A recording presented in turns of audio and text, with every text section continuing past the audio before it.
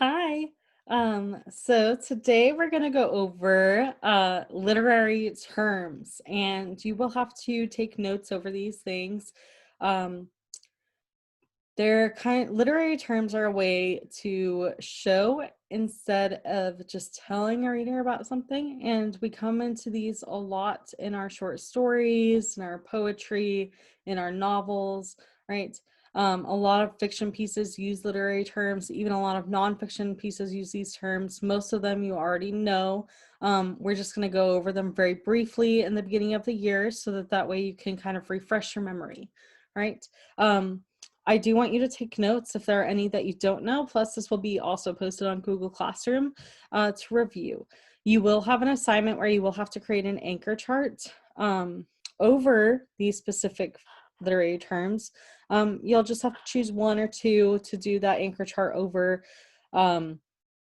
If you're in class learning this, then you will be assigned to it as we go along. If you are at home, just choose one, take a picture of it, and then send it to me. Okay? All right, so let's get started. Hopefully you have your notes ready by now. They could be on a Google Docs, on paper, however you want to take notes. If you want to use your interactive notebook for this, it's great. All right. An allegory is when you have a work where the characters and events are to be understood as representing other things symbolically. So a lot of the times you will see a lion and it will represent courage, all right? They represent some sort of moral thing. A snake representing evil. You are trying to make those connections between stories in an allegory. It's very similar to just using symbolism, but it's a little bit deeper, like there's a little bit deeper of meaning, okay? A lot of the times they have the spiritual connection, moral, or political meaning. So for example, the lion, the witch, and the wardrobe. The lion obviously representing some sort of courage or bravery. The witch representing some sort of magic, mystery, supernatural thing happening. And the wardrobe representing some sort of comfort and stepping out of that comfort, or arming yourself in some sort of way. And the entire book, it really is an allegory for Christianity, as C.S. Lewis really tried to pin that down. If you haven't read the book, you kind of missed out on a lot of your childhood, and it's okay. But you should read that book. It should be on your reading list. All right. Alliteration is the repetition of initial sounds in neighboring words. So they are tongue twisters. We wink when windows wince. Okay.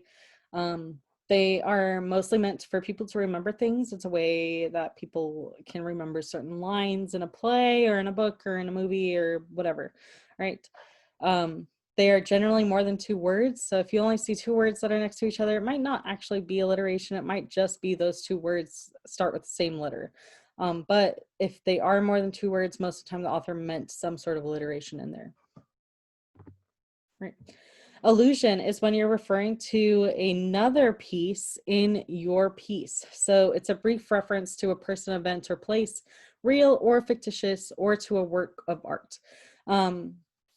So an example would be, I am not the type to say to infinity and beyond. Rather, I am an awkward dinosaur or three-eyed alien from Toy Story, right? So they are referring to Toy Story in that specific piece. And we know that because we've been around Toy Story. A lot of people allude to the Bible in different pieces because Christianity has such a big effect on Western literature, which is what we're mostly reading. So always be on the lookout for some sort of allusion. In children's books, there's a lot of allusions to Disney stories or the Brothers Grimm stories. So make sure that you're looking out for that. If there's like a glass slipper, it's relating to Cinderella. Okay. All right, an analogy is when you compare two pairs that have the same relationship. So teachers are the bourgeois, as students are the proletariat. Even if you have no idea what that means, try to figure out what bourgeois means by looking it up in a dictionary, and proletariat, and it will make a lot more sense. Also, you could say students are the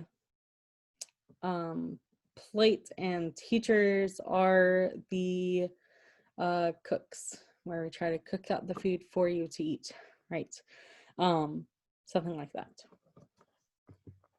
Right. Characterization. Even though this isn't really figurative language, it is alliteration that you really do need to know. It's a method to describe the character and develop a character by either showing the appearance of the character, the actions of the character, thoughts, speech of the character, or the reactions of others. We will go into this in a lot more detail in another lesson, but just know that characterization does depend on those 5 things. Okay. Conflict. It can be internal, it can be external. It is the opposing force between characters or between forces in a literary work.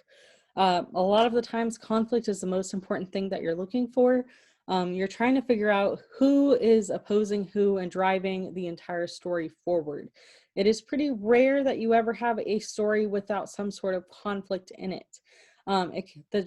A lot of the times it doesn't have to be external conflict, it could be internal conflict. So a character maybe battling with their self-esteem could be an internal conflict, right? And we see that through their thoughts, but it is still a conflict nonetheless. It doesn't always have to be Joe fighting Ben, right? Continuation of conflict.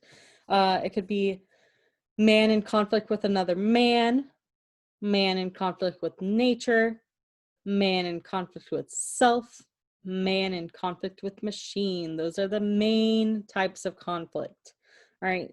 We will also go into conflict in another lesson. Diction is just like how we get the word dictionary. It is based off of words, phrases, and the sentence structure in figurative language, which combine and help create meaning. So if you have a piece of writing that is full of figurative language, you will count that it being full of figurative language in the diction, right? So if I ask you, what is the diction like in that particular essay? Then you'll be like, well, the author is very professional in its word usage. The sentence structure is very to the point, and there's not a lot of figurative language, okay? Mostly having those things will help you to define diction. It creates the accurate description of the piece. Foreshadowing. This happens a lot in our stories. Authors are very, very specific about how they place different events in a piece of literature. So foreshadowing is a literary device in which the author drops a subtle hint about the plot developments to come later in the story.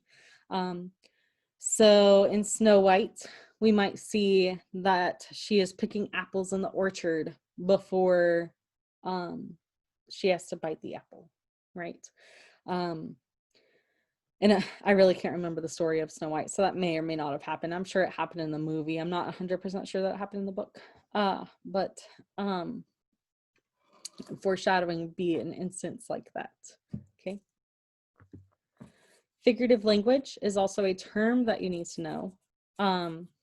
It means to describe something by comparing it to something else, or by using an imagination to describe that thing. So like similes are examples of figurative language, analogy, metaphor, allusions, alliterations. It's figurative language, okay? Hyperbole, also figurative language, is a deliberate and obvious exaggeration for effect. So I called you 1 billion times and you never picked up, right? Probably didn't actually call you 1 billion times. That would be a lot of calls to make in a like specific amount of time. But you're trying to have the effect of, I called you so many times and you still didn't pick up, right? I worked a shift that semester to last forever. Forever, right? You think of the sand a lot and they're saying forever. That would be a hyperbole, okay? Some sort of exaggeration for dramatic effect. Imagery is writing or language that evokes one or all of the 5 senses. So 5 senses being sight, smell, taste, hearing, touch, right? If your writing can put you into those places, they're trying to use imagery to do that. Irony, so many different types of irony. We will go into different types of irony throughout the school year. It is when something that is actually happening might not match up to what we expect to happen. So if it is ironic if a fireman's house burns down because he's a fireman trying to fight out fires and his house burnt down, right? Or a policeman gets arrested, all right? That is irony. Literal language is describing things exactly as it is. So it is important to always note that you do not always have figurative language going on. I might just have a snake slither across the yard, and it might not actually mean anything symbolic. Don't always call everything as a symbol. Take in consideration that it might actually be literal, okay?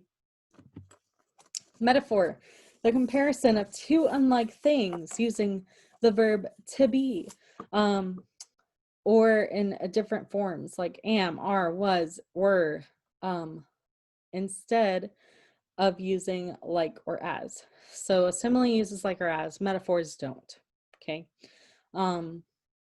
Her words are butterflies. My stomach is a roller coaster. I am an old abandoned house, right? They're a lot deeper, metaphors are, than similes, but sometimes they have a little bit more effect. And that's why people choose to use metaphors instead of similes. Metonymy is substituting a word for another word closely associated with it, very close to using a synonym, okay? So, for example, calling a police pigs, or the fuzz as some sort of like slang, like some sort of extra nickname for them would be metonymy. You're giving them an extra name. So Nimmy, name, right? An easy way to remember that. Motif is an important and sometimes recurring theme or idea in a work of literature. So motif is one word. So for example, friendship is a motif, love is a motif, death is a motif, okay? They're not themes, they are motifs, one word phrases that kind of sum up that general idea about what's going on, okay? Mood is the atmosphere or state of mind of a work. Mood. We will go into the difference of mood and tone in a different lesson, but just note that you need to know what mood is. Oxymoron, putting 2 contradictory words together. For example, jumbo shrimp. Ha, funny. Oxymoron, jumbo shrimp. Okay.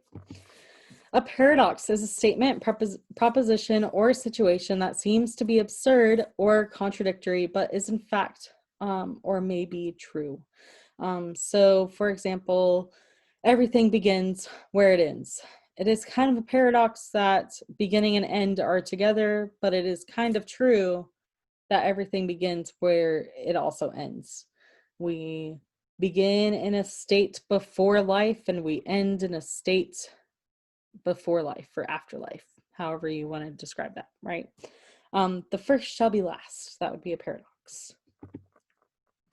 Parody is a piece of writing that deliberately copies another work in order to comment or critique it. So South Park does this a lot. It's a parody. So is Family Guy, and any of those other shows. Tina Fey parodies Sarah Palin on SNL. Saturday Night Live, also a parody. Most of what they do are parodies, or their most successful skits are parodies, okay? Pastiche is a piece of writing that deliberately copies another work, yet does not comment or critique it. So basically like Family Guy. Family Guy is also a pastiche. It doesn't necessarily comment every single episode, right? But it also doesn't copy it, okay? Personification is giving human qualities to inanimate objects. So the sun smiled down on us, the moon died away, the gates walked at closed, right? You're giving inanimate objects human or lifelike qualities. Point of view. Remember, there are 3 different perspectives. So first person is I, second person is when you're talking about yourself, right? Third person is us. Satire is the use of wit, especially irony, sarcasm, and ridicule to critique politics and society. For example, South Park also is very satirical. So is The Simpsons. They're meant to be a satire, some sort of funny way of making fun of politics most of the time, right? Setting is the time and location in which a story takes place. Simile, comparing 2 different things using like or as. You spin a story like a spider spins her web. He jumped as if his feet were on fire. Stream of consciousness. You will notice that I will use this a lot in class. I will say, okay, you have 10 minutes to just write whatever comes to your mind. And it's a random flow of thoughts that just come to you as it goes. And that is called a stream of consciousness. We see this in a lot of Shakespearean plays where they have a stream of consciousness as like a monologue. We see that in a lot of novels where the character is trying to just data dump everything that's in their mind so that we can see it. And know that I will also do that to you, where I just have you dump everything that's on your mind onto a piece of paper for 10 minutes or a Google Doc. Okay. Symbolism, the use of symbols to represent something abstract by something concrete. So very, very close to an allegory. The color white often symbolizes purity, the color black, impure, evil, dark, the color yellow, happiness, right? Snakes are evil, spiders are tricky. A lot of the times birds are also tricksters in like Native American literature. So we see a lot of symbols everywhere, and we'll talk about all those symbols all the time. Theme is a broad idea in a story or a message or lesson conveyed by a work. So it is the moral story, the moral of the story, or the moral of the work. It's not the main idea, it's the moral, okay? The basic thing that was trying to be conveyed, okay? The theme is never just one word. Love isn't a theme, it's a motif. Love endures all things is a theme, okay? Or love will never win is also a theme, or love always wins is a theme, okay? Tone is the attitude the subject towards the subject and or towards the audience implied by a literary work. So an easy way that we're going to look at tone in a different lesson is through texting. We see tones conveyed all the time in text messages based off of word choice, right? So if I'm angry, I might use a lot of short, brief, abrupt words separated by sentences because I'm mad, right? Whereas if I'm like all just calm and really relaxed, I might go on and on and on about my day. Okay, tone. All right, and that is it for our slide review. Remember, we just went through a bunch of different figurative language and literary devices. You don't have to take notes of all of them on your anchor charts. Just choose one. If you are in class, you're going to be assigned one particular one, and you may be assigned with groups. We'll see how that works. Okay, if you are doing this online or digitally, I just need you to just choose one. And an anchor chart, for those of you guys who may not know, is something kind of like this, right? If I wanted to choose similes and metaphors as an anchor chart, I would have the word there.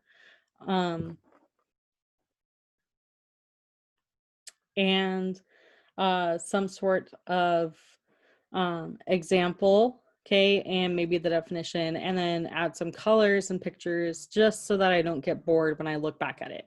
The point of an anchor chart is to be able to see it very, very quickly and jot your memory of what that particular thing means. All right. Okay, well, that's all I have for you today. Hopefully you learned something and hopefully it goes well.